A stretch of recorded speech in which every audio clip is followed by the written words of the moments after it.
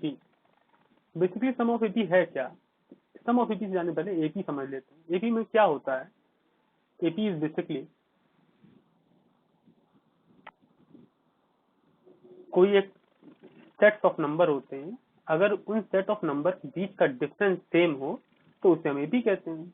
जैसे अगर पहला टर्म ए है, ए प्लस डी दूसरा टर्म है, डी अगर आपने क्योंकि हम लोग सम ऑफ एपी पढ़ रहे हैं, इसका मतलब हम मान के चल रहे हैं कि एपी का nth टर्म वगैरह आपने पढ़ा हुआ है। डी को हम बोलते हैं common difference. Common difference, right. तो अगर पहला टर्म ए है, दूसरा टर्म ए प्लस डी है, तीसरा टर्म ए प्लस 2d है, तो ये एक एपी है। क्यों? क्योंकि अगर हम पहले दो टर्म को देखें और हम इसका कॉमन डिफरेंस निकालना चाहें तो दूसरे टर्म में से हम पहला टर्म माइनस करते हैं, यानी ए प्लस डी माइनस ए, तो आया क्या? डी आ गया। अगर हम दूसरे और तीसरे टर्म का सम देखें तो वो है ए प्लस 2d माइनस दूसरा टर्म यानी ए माइनस 2d। ये आपका, एक सेकंड मैं इसको ठीक कर देता हूँ।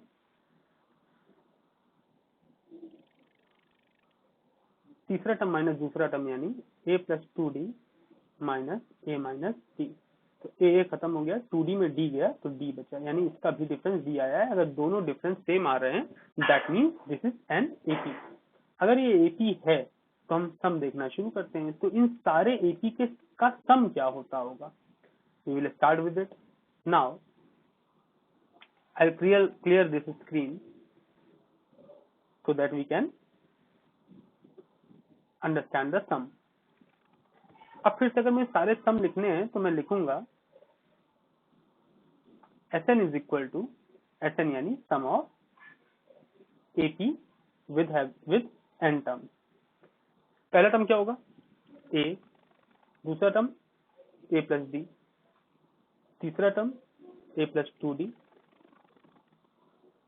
ऐसे करके खूब सारे टर्म होंगे और आखिरी टर्म हम मान लेते हैं an या l, दोनों से रिप्रेजेंट कर सकते हैं। मैं l से रिप्रेजेंट करूंगा क्योंकि थोड़ा सा छोटा होगा लिखने में। अगर l लास्ट टर्म है तो उससे पहले वाला टर्म होगा l माइनस डी। जैसे एक बाद का टर्म प्लस डी होता तो एक पहले का टर्म माइनस डी होगा। एक और पहले का टर्म लिख लेते हैं l माइनस 2d। ठीक है, ये हमारा Sn हो गया। यही एपी है, इसका सम हमें निकालना है। सबको प्लस कर देते हैं। ठीक है, अच्छा अब मुझे एक बात बताइए, 1 प्लस 2 प्लस 3 लिखूं या 3 प्लस 2 प्लस 1 लिखूं, बात तो बराबर है। दोनों ही केस में 6 आता है। तो अगर किसी चीज को सीधे प्लस करें या उल्टे प्लस करें, we will get the same, basically we will get the same sum. Now अब हम इसी चीज को उल्टा लिख लेते हैं। तो Sn को दोबारा लिखेंगे और अब की स्टार्ट करेंगे लास्ट टर्म से। तो इसको लिख सकते हैं L plus L minus D plus L minus 2d plus so on. फिर तीसरा term A plus 2d plus A plus D n plus A। इसी AP को हम दोबारा से उल्टा करके लिख सकते हैं। कोई फर्क पड़ेगा नहीं, इसका भी सम Sn आएगा, इसका भी सम Sn आएगा, और Sn क्या आएगा वो भी थोड़ी देर में हमें पता लग जाएगा। अगर इसे हम इक्वेशन 1 माने और इसे हम इक्वेशन 2 माने और इक्वेशन 1 और इक्वेशन 2 को ऐड कर दें, इक्वेशन 1 प्लस इक्वेशन 2, तो जब LHS ऐड होंगे Sn plus Sn, it will give us 2Sn। अच्छा, अब हम RHS ऐड करते हैं। A और L जुड़ेगा तो हमारा क्या आएगा? A प्लस L आएगा, प्लस ये सेकंड टर्म और सेकंड टर्म जुड़ेंगे, इसमें D प्लस में यहाँ है और D माइनस में है, ये तो कैंसिल हो जाएगा। तो हमें क्या मिलेगा? अगेन A प्लस L मिलेगा। फिर A प्लस 2D है और L माइनस 2D है, 2D फिर से कैंसिल हो जाएंगे, तो हमें क्या मिलेगा? A प्लस L मिलेगा। इसी तरह से हर बार हमें A प्लस L मिलेगा। आप लास्ट के टर्म भी देख लीजिए, तो यहाँ भी 2D कैंसिल, बचेगा क्या? A प्लस L, प्लस यहाँ भी D कैंसिल, बचेगा क्या? A plus L। फिर से यहाँ पर आखिरी में तो ए और एल ही है, तो ए प्लस एल मिलेगा। ये कितने टर्म्स हैं? ये टोटल हमारे एन टर्म्स हैं, टोटल एन टर्म्स हैं। तो आप जानते हैं किसी भी चीज को एन बार अगर जोड़ें तो बेसिकली एन इंटू टर्म हो जाती है, यानी एन इंटू ए प्लस एल, इसे हम लिख सकते हैं। यानी 2SN का फॉर्मूला हो गया एन इंटू ए प्लस एल।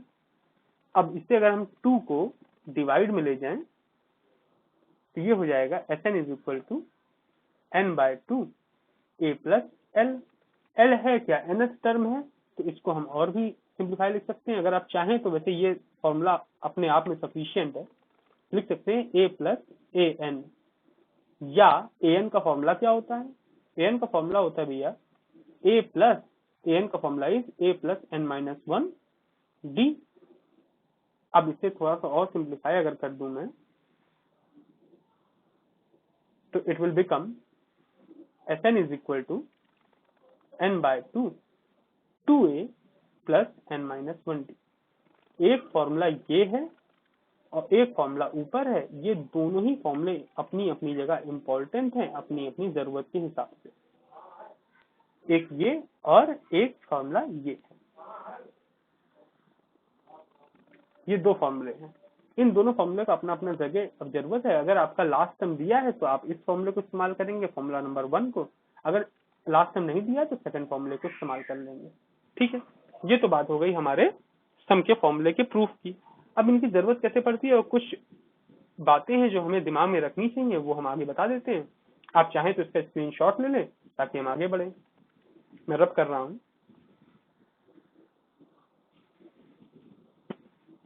नाउ अगर आपसे कहा जाए कभी भी, ये काफी खास बात है। जैसे मान ली, पहले तो मैं एग्जांपल दिखा देता हूँ। मान ली 1 एक एपी है साधारण सी, 1 plus 3 plus 5 plus 5 plus so on. आपको निकालना है मान लीजिए 12 टर्म्स का सम, यानी आपको निकालना है S12। तो फॉर्मूला क्या होगा? जो कि फॉर्मूला है हमारा क्या? SN is equal to n by 2 2a plus n minus 1d। अगर इसको रखें तो ये हो जाएगा 12 बाय 2, n की जगह 12 है, 2 into a is 1 plus n is 12 12 minus 1 into d। d is what? अगर इससे d निकालें तो d is 12 sorry 2।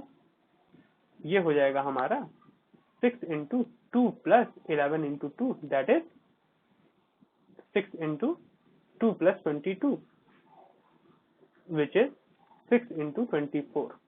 Now 6 into 24 is 144. That will be our answer.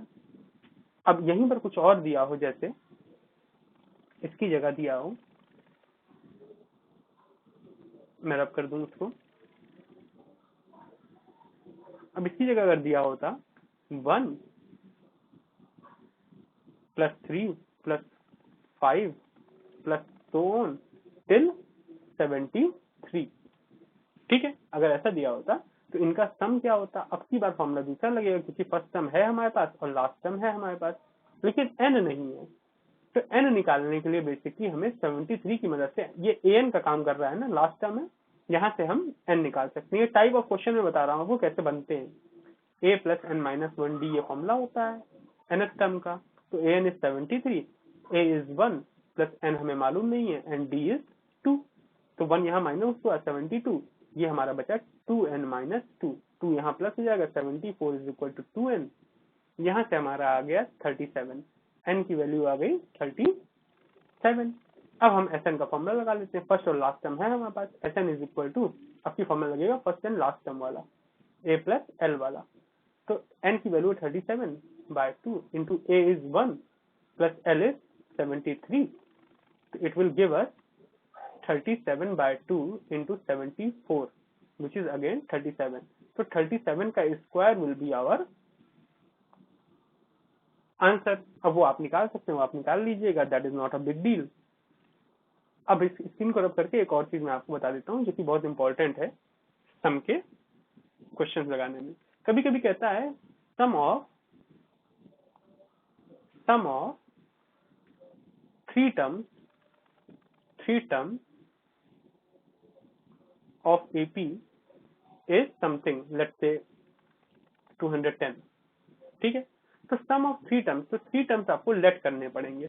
तो अगर हम लोग कन्वेंशनल तरीके से चलें तो सम ऑफ थ्री टर्म्स हम क्या लेते, थ्री टर्म्स को क्या लेट करते, ए प्लस डी, ए प्लस टू डी, ए प्लस टू डी।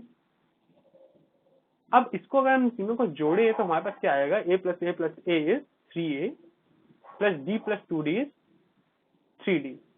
ये हमारा बन के तैयार हो जाता। लेकिन इसमें दिक्कत ये है कि we are having two variable in it, तो in the process of solving the question it is going to be a problem because we are having two variable, we need to solve it. Now to counter this problem एक तरीका ये है, whenever you are asked to get three terms, always you are going to take the three terms as this, a minus b, a and a plus b। हमेशा आप ये लेंगे, ये बात आप याद कर लीजिए क्योंकि लेना आपको यही है, तभी आपका क्वेश्चन आसानी से सॉल्व होगा। और ये एपी में है या नहीं ये चेक कर लीजिए, सेकंड में से दूसरा टर्म माइनस करिए, ए माइनस डी, ये आएगा क्या, a minus a plus d, a खत्म, डी आया आपका। तो इन दोनों का जो कॉमन डिफरेंस है दैट इज डी। अब सेकंड और थर्ड टर्म से देख लेते हैं, तो this is a plus d minus a cancel again d. तो सेकंड और थर्ड टर्म का भी कॉमन डिफरेंस डी है, that means this is AP. Whenever you are required to suppose three terms on your behalf, you are going to take a minus d, a and a plus d. This will be your three terms for the summation of AP. Always you are going to take these three terms only. Now you can note it down and we will move to five terms and four terms. I am going to clear the canvas.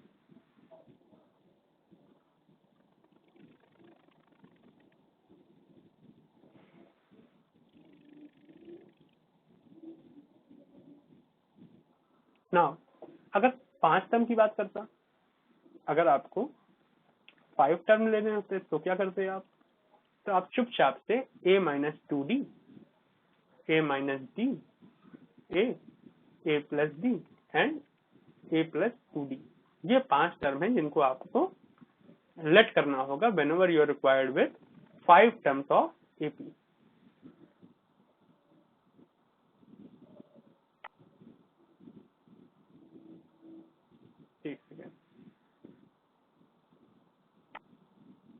Whenever you are required with 5 terms of AP, you will let these 5 terms as your terms of the AP, not a plus d and a plus 2d and a plus 3d and all. This is going to solve your every problem. Okay. Moving on, when you need to take 4 terms, what will be the criteria for that? क्योंकि और term लेना आसान है, अगर आपको even term लेना होगा तो आप क्या करेंगे, जैसे मान लिया 4 टर्म लेना हो, अब इससे ज्यादा आपसे पूछा नहीं जाएगा कभी भी, 4 टर्म बता देता हूं मैं। उसके लिए तरीका ये है, a minus c d, a minus d, a plus d and a plus 3d. This is going to solve your problem if you need to take 4 terms in the AP. This is it. आप याद कर लीजिए इसको, अगर आप उस तरीके से जाते हैं तो आपका क्वेश्चन कभी सॉल्व होगा ही नहीं, तो आपको लेना तो यही पड़ेगा। अगर मैंने आपको बता दिया 3 टर्म, 5 टर्म और 4 टर्म के लिए आपको लेट क्या करना है, ये लेट करना है। This will be all for the summation of AP. Hope you find this video interesting. Please share it with your friends, like and subscribe. And if you need to ask something, you can comment in the comment section. Thank you.